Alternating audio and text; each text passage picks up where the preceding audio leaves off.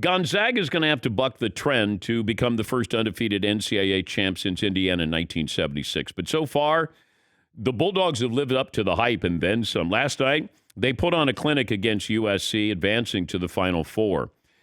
And there's so many things that they do right. First of all, they're unselfish. They move without the ball. They move the ball. They play defense. Like, these are just normal things that you would expect out of a great team. But you don't always get those. When you start to check the boxes, not everybody does this.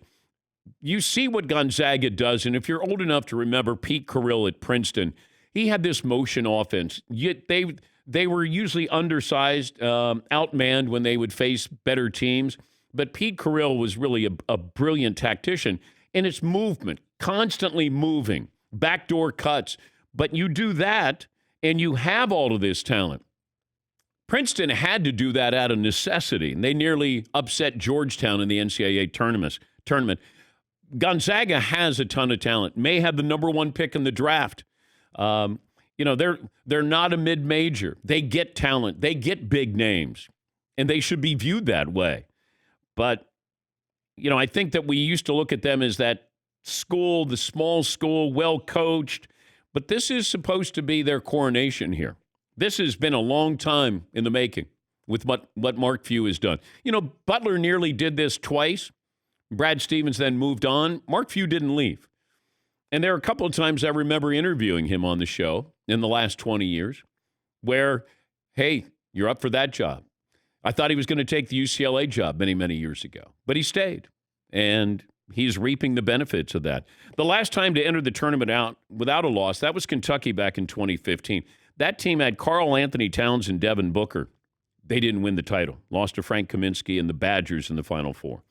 The year before, it was Fred Van Vliet and Wichita State. They came in undefeated. They fell to Kentucky. Before that, you have to go back to the 1991 UNLV team, who famously lost to Duke, but Gonzaga doesn't seem burdened by history. That's a confident team. They look poised to chase perfection next week in Indianapolis. And if you're wondering about the matchups on Saturday, it'll be Houston and Baylor, the battle for Texas. That's at 5 Eastern, UCLA and the Zags at 8:30 on Saturday. Houston has only beaten double-digit seeds in the tournament. They haven't faced a team that is a single-seeded team yet. They will now with number 1 Baylor. But we'll look at those matchups coming up. McLevin, you got a poll question for me? Yeah, this is super mean, but how do you feel about this Final Four? Meh? I guess Gonzaga is interesting, or meh? Honestly, is anybody excited about this group? Wow. I'm sorry, I just have to say it. Houston, Baylor, Gonzaga, and the ghost of UCLA? Yeah, but compared to what we had last year, which was nothing, we should be grateful, thankful. It's like, when we had the NBA in the bubble, and people say, oh, there's no fans, it's not the same. And I said, well, it's either you can have some basketball or not have basketball. But you had LeBron in the bubble. That was awesome. This is Baylor, Houston.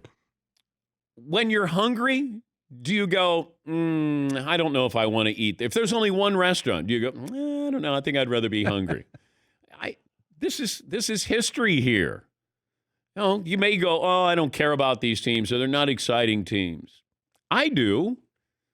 But if Gonzaga has a chance to go undefeated, or you get a surprise, or if Baylor knocks them off, if UCLA continues this crazy madness, goes to the finals, I mean, that's the beauty of this. The storylines, it's so improbable that UCLA has the play-in game. So you go from the first 4 to the Final Four. That's never happened. Michigan had a great storyline with Juwan Howard. But, that's what we love about this. There's storylines that you would never think could emerge here. And they do. And then you fall in love with that storyline. And it's you flirt with it. It's I love that storyline, and it lasts 2 weeks. And then you move on. Or it dies. But, with Gonzaga, this has been start to finish. Now, nobody's surprised how great Gonzaga, they shouldn't be surprised how great Gonzaga is. Baylor, I think, if Baylor does go to the title game, Baylor might surprise some people at just how good they are. But Gonzaga has been on display, been talked about, and rightfully so. They are worthy of whatever praise they get.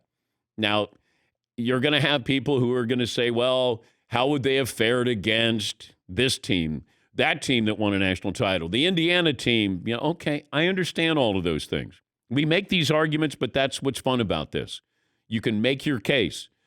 How would they fare against a junior or senior laden Indiana team in the mid-'70s? I have no idea. We can discuss.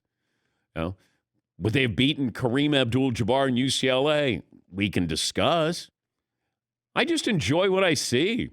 This is really good basketball. Yes, McClellan. This is objectively not good basketball.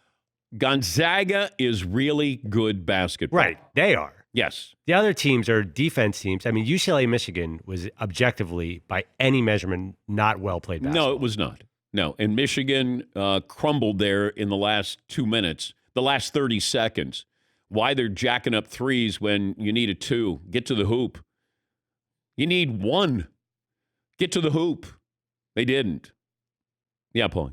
That was the tough part of the end of the Michigan game. They needed 1 and they didn't take it to the hole. And the other, I think they were in the bonus. That's got to be frustrating. But do you guys like the style of men's basketball in college or pro better? College seems more old school. They shoot a lot of threes, but it's not exclusively threes. I think the style's way better in college. Yeah. Well, you have different styles, it feels like, in college. By the way, Fritzy just corrected me. UCLA, the second team ever to go from first four to the Final Four. VCU was Shaka Smart back in 2011. Thank you, Todd, for keeping me straight there.